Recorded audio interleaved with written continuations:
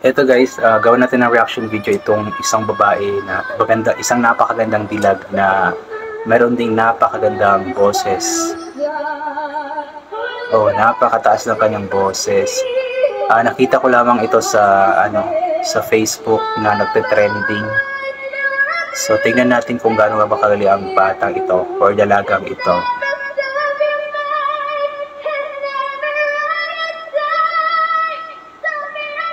Ang taas.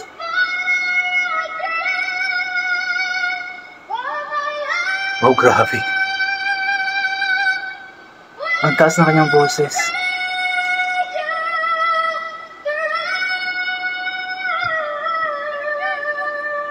Okay, so parang intro lang pala yun. So ito yung simula talaga ng kanyang pagkanta.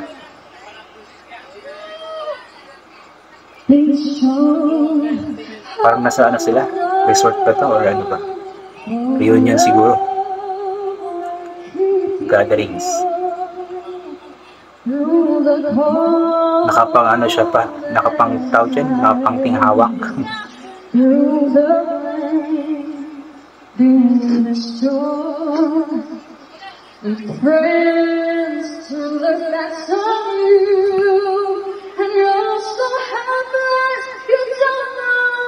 Wow. Meron siyang parang kaboses or kapareho ng style ng pagkanta. Hindi ko lang maalala kung sino. May dimple pa siya. Eto na, bibirit na. Hindi pa pala. Pala ko yun na yung chorus.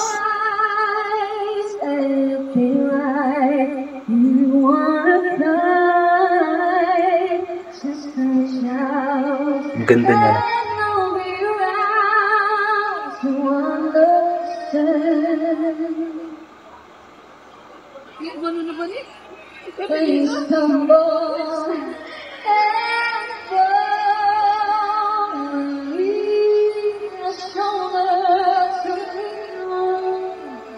All you have to do is fall, and I'll be there when you hold me.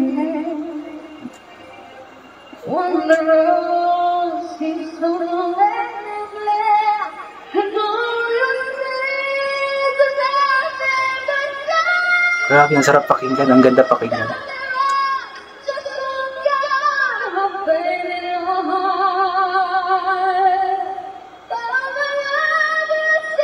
Ang taas ng boses, parang Regine Velasquez yung taas. Ito, bibirit na.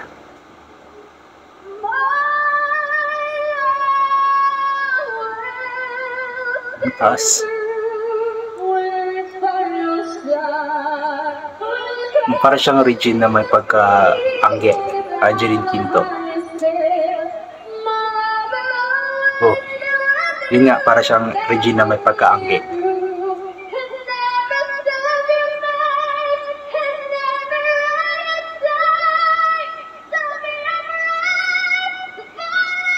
Grabe ang taas ng boses, tapos naka-chill pose lang siya.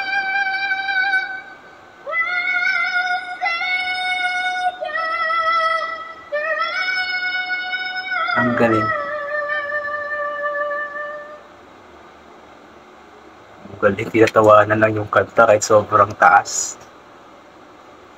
So yun po guys, di ko alam kung anong pangalan ni ate, pero isa lang yung sigurado ako, napakagaling niya, napakataas ng kanyang boses, and also napakaganda niya. So siguro kung mabigyan ito ng chance na ma-discover or makasali sa mga national TV competition, na panigurado akong marami ang magkakandara pa na kunin ito, kasi maliban na nga po sa meron siyang napakagandang boses, is yung kanyang kutis, ang kanyang mukha is pang artista. Din yung boses niya is para siyang pinaghalong Regine Velasquez na may Angeline Quinto. Magaling na magaling. Mataas yung range ng ng boses. Kayang-kaya yung birit na kahit sa napakataas ng notes ay hindi siya nawawala, hindi siya nasisemplang. Hindi siya nasisintonado. Talagang isa siyang singer, napakagaling niya, napakaganda na bata. Ayun, sana. Ay, hindi ko kasi na-check kung sino nga ba yung nag-post na. Nilagay ko na lamang sa screen. para sa courtesy. Pero hindi kasi nakalagay doon kung anong pangalan ni ate. Sana malaman natin kung anong pangalan niya, nang sa ganun is ma-follow natin siya. Sigurado kung marami din itong mga iba pang cover songs maliban na nga lang po sa My Love Will See You Through. So yung kantang yun is bagay din sa kanyang boses kasi nga mataas yung range ng kanyang boses, inuulit ko. Overall, kung siguro bigyan ko ng puntos, 10 over 10 na.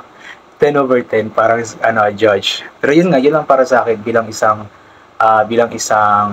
tagapakinig, tagapanood audience. So magbigay tayo ng ating komento kasi hindi lang naman mga singers ang pwedeng magbigay ng komento para sa isang tao or singer na kumakanta. Maging tayong mga hindi singers, kumbaga yung atin lang is mga general comment pa, katulad ng ginagawa ko sa kung ano yung narinig or nakita ko sa video, ganoon lang. So ganoon po. So yun, ano pa bang sasabihin ko? Yeah, kudos kay ate. Magaling na magaling siya. And well, hope na sana makita natin siya balang araw na sumali sa mga national TV competition like The Voice, Tawag na Tanghalan, Singaling, The Clash, or kung saan-saan pa. And I'm sure siguro nakasali na ito, hindi lang natin masyado na-recognize kasi sa sobrang dami ba naman ang sumasali sa mga contest na nabanggit ko, talagang hindi natin ma-recognize lahat, especially kapag hindi pa nabigyan ng break. Pero kung nabigyan na ng break is makikilala naman natin. Pero hindi naman lahat din kasi nakadepende rin yun sa mga tao. For example, yung isang tao is solid talaga na kapamilya, so manonood lamang siya ng mga kompetisyon na nasa kapamilya channel. So yung ibang singers na nasa kabila or sa ibang channels hindi makikilala. Ganoon po. So parang ako, hindi kasi ako mahilig manood dati ng GMA. So nanood lamang ako ng GMA nung nag-The Voice Kid na sila Makmak. So that time, also before nag-The Voice Kids, palagi kong pinapanood is Tawag ng Tanghalan sa Showtime. So yung mga sumasali doon is nakikilala ko na ganoon. Pero yung mga sumasali sa ibang TV station like sa The Clash, hindi ko kilala.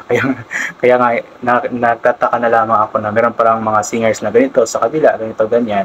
So yun. Yeah, na-explain ko lang. Yun guys, I think hanggang dito na lamang po itong gagawin ko na reaction video. So thank you so much po sa lahat ng mga palaging bumabalik sa aking YouTube channel. Mag-iingat po tayong lahat palagi. Ugalayin po natin magdasal po salamat sa lahat ng mga bagay na ating natatanggap. Kahit hindi man po natin ito hinihingi, inuulit ko, mag-pray po tayo palagi. Always mag-pray kasi yun lamang ang tanging makakatulong sa atin sa lahat ng mga problema na ating hinaharap at walang pagsubok na ibinibigay ang Diyos na hindi natin kayang lampasan basta mag-pray lamang sa Kanya. Yun po. So yun guys, thank you so much once again. God bless po at bye for now po.